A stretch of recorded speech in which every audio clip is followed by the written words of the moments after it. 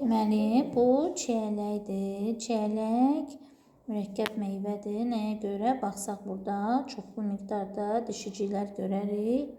Çiyələyin bizim yediyimiz o şirəli hissəsi yatağın böyümüş hissəsidir. Hansı ki biz buna yalançı meyvə deyirik. Çünki yalançı meyvədə həm çiçəyin digər hissələri inkişaf etməlidir, həm də mayalanmış dişicik olmalıdır. İndi baxaq.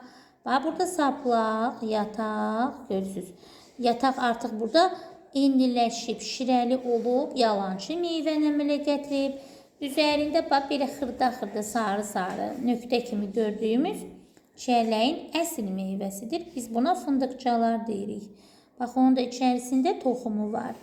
Gördünüz, deməli, çiyələk yalançı meyvə oldu. Biz onun yalançı yatağın genişlənmiş hissəsini yedik, istifadə etdik və üzərində də həqiqi meyvələri fındıqçadır. Bu qədər.